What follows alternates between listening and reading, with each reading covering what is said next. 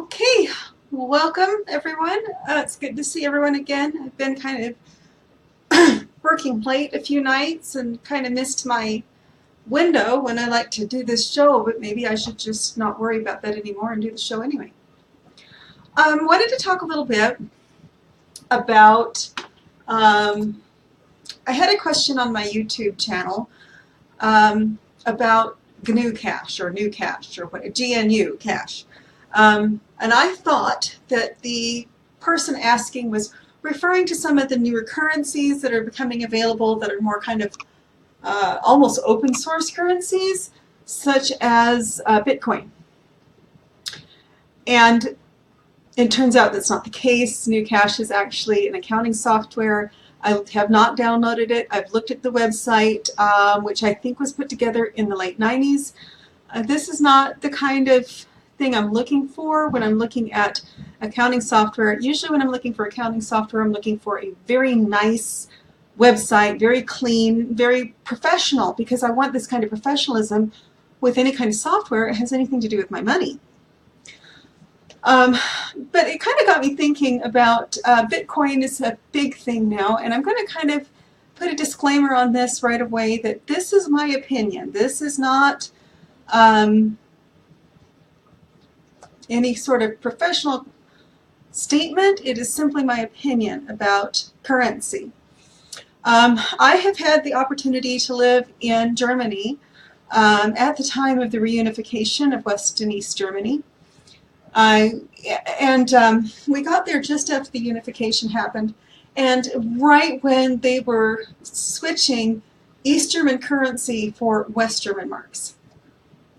And I wish we had had more money and a little bit more foresight, because I wanted to go to East Germany at the time, exchange my American dollars for East German marks, which were really cheap, and then be able to exchange them one-on-one for West German marks.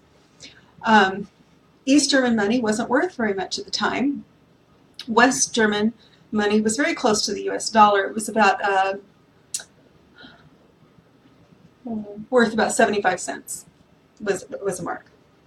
And then I started thinking about these, we talk about the dollar, specifically the US dollar, having, at one time it was backed by gold, and then it was backed by silver, and then I think it was Nixon took us off of the silver standard, or maybe it was the gold standard. I don't remember. I wasn't around then. And now the US dollar is backed by the full faith and credit of the US government, which, what does that mean in everyday life? I mean, that means something for international trading, but with everyday life within the United States, you know, it kind of comes back to what is the value of money? And I was thinking about it. I was thinking, well, gold really doesn't have an intrinsic value either. We kind of laugh about, you know, a dollar bill is just a piece of paper backed by the full faith and credit of the government. And it used to be you could take your dollar and you could get a silver dollar or a gold dollar. And supposedly that was worth more. And I thought, you know, the value of gold is really in its, to me, okay, you can see I love jewelry, but for one thing, it lies in its rarity. And another thing is that people are willing to exchange things for gold, or nowadays for money, for US money. And so what is the value of money? Well, it's a way of enabling trade. That's all it is. At one time, when I very first went into business for myself, this was in 08 and 09, I was a member of a bartering association, and we would earn barter bucks by trading with each other.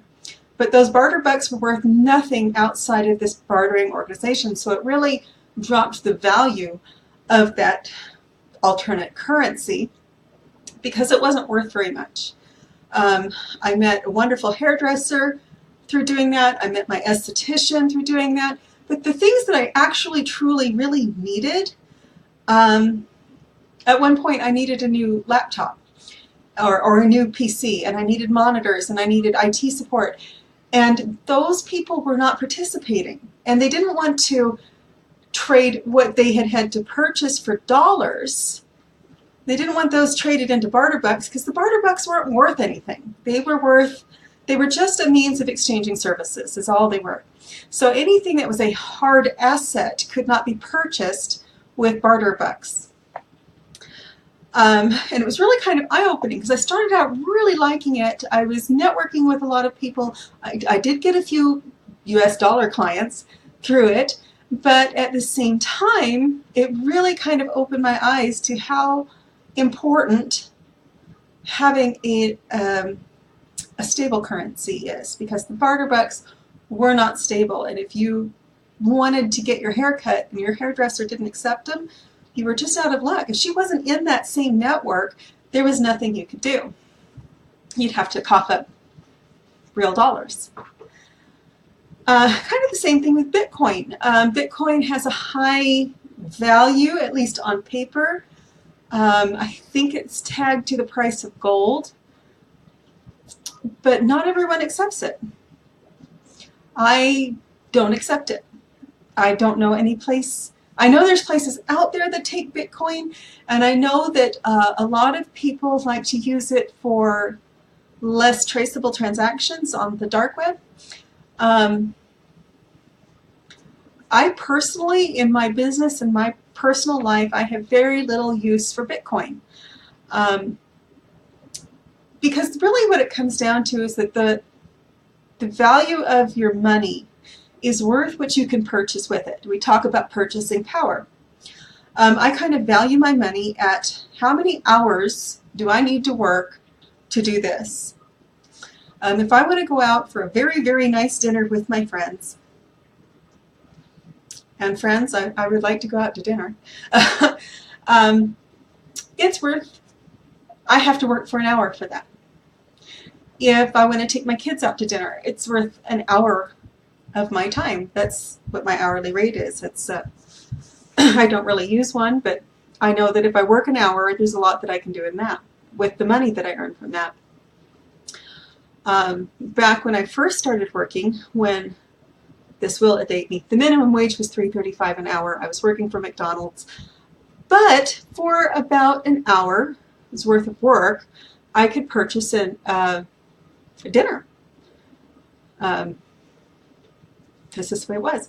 Still wasn't a living wage then. It's not a living wage now. That's okay. I was 17 years old and still living with my parents and saving up to go to college and didn't really need to spend a lot. You know, just kind of doing the best I could. But what it taught me was work ethic. McDonald's is really good for learning work ethic. And kind of the value of my money.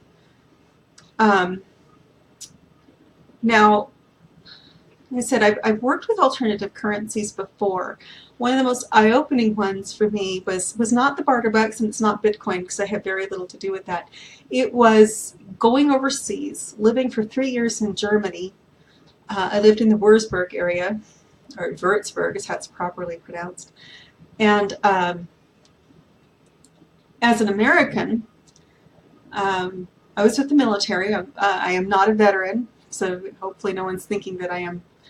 But I was a dependent spouse, and at that point, I had lived my whole life around the Army. My dad's retired colonel, my brother is currently serving, and at the time I was married to a man that was in the Army. And so we got paid in US dollars in the German economy. And it was interesting because in America, we would be considered quite poor. In Germany, we still didn't have a lot, but you know, it was nothing. We also had vouchers, by the way. At the time, this is in the early 90s, gas in the US was about $1, $1.25 a gallon. Gas in Germany was $1, $1.25 a liter. So pretty close to $5 a gallon. And so, but we got vouchers so that we actually were paying American prices for German gas. We would go to certain, I think it was Esso stations that accepted vouchers.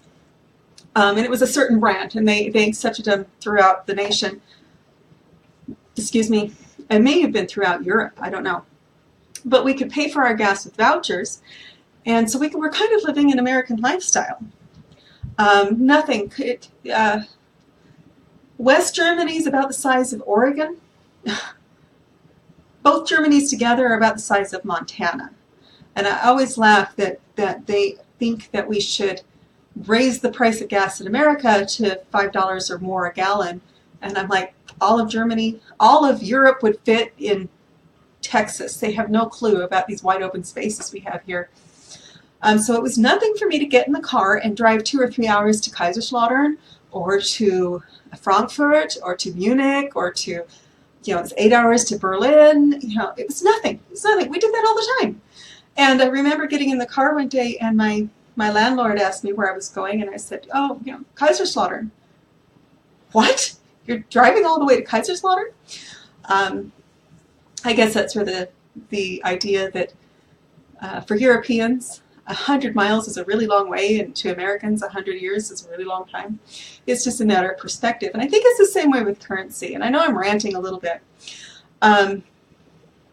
Currency is only as valuable as the people who will accept it.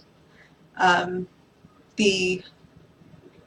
trying to think of one. Maybe the Russian ruble is not worth anything outside of Russia because no one accepts rubles. They don't even allow them out of the country. But the US dollar is very valuable outside the country because everybody accepts them. They're available nationwide. It's known to be a stable currency. And like I said, it goes back to everybody accepts them. And we've really all agreed on what the dollar is worth. And I don't peg that to the price of even gas. I don't peg that to the price of gold. I guess to me, gold is really valuable in computers where it makes great connections and maybe pretty jewelry. But other than that, gold has no intrinsic value. It's not really worth. People have made jewelry out of it, and they've traded with it, but it's not like food where it's actually necessary for life. So a dollar is a really good way of measuring the value of your work and agreeing on a means of trade. Now, by that, I mean, if I go into Best Buy and I say, I want to trade you for this 55-inch TV, which is exactly what I do when I go into Best Buy. I go and say, I want to trade you for your products. Well, what are we going to trade? They are probably not in need of bookkeeping services. They have a whole army of accountants at their corporate offices. They've got a whole army of accountants right there in the store. They don't need my services specifically. But Best Buy has something that I want. I want the computer. I want the TV. I want the Bluetooth headset. I want the wireless charger. I am very tech friendly. And so how do we come up with a way for me to say, hey, you have something I want, and I have something, oh wait, you don't want this. So how do I find a way to trade my bookkeeping services for computers and TVs? That's where dollars comes in. So I go and I work for my clients, and I charge them dollars, and we've agreed on a price.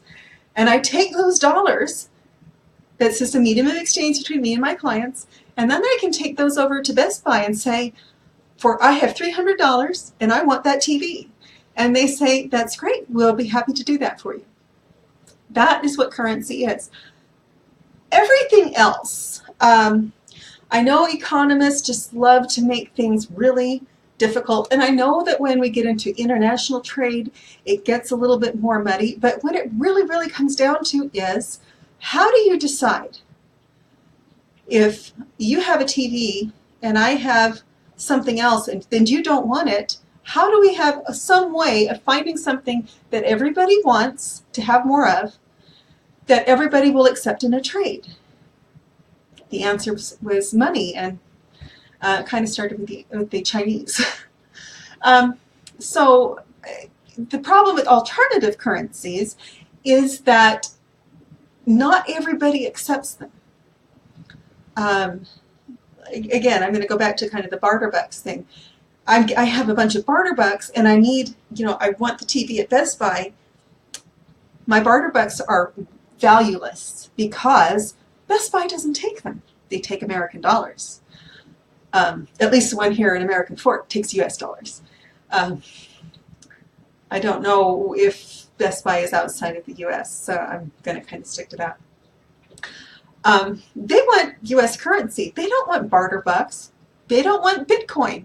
So if I want the TV, I have to bring them a currency that is of equal value to them as it is to me. And the way, the world is set up now, for the most, excuse me, the way the world is set up now, we use currency to be able to back those trades. When you talk about inflation, or kind of going back to Germany, I remember reading about the Weimar Republic where they had massive hyperinflation. People were taking their paychecks home in wheelbarrows, and the wheelbarrow was worth more than the paycheck. They get paid at noon, and by dinner time, they couldn't. It was worthless. There's some reasons for that to happen, but again, it goes back to the whole. I need more of that money to be able to trade with this other person. Now, we live in a very interconnected world, and we always have. So a lot of the value of currency, it depends. It's a mutually agreed upon value. We can peg it to the price of gold. We can peg it to the price of silver, and that just kind of gives everyone, this many dollars is an ounce of gold. What is it, $350? Is an ounce of gold. That's what an ounce of gold is worth. So $350 is worth an ounce of gold. So now we kind of have an idea of what it's pegged at. But what it really, really comes down to, I hear people talk about this quite a lot about real estate. It comes down to, when you do real estate appraising, it's one of the many things I've done in the past. What is your house worth? It's worth whatever someone is willing to pay you for it today. That's it. It doesn't matter if it's worth on paper. It's worth whatever you can sell it for.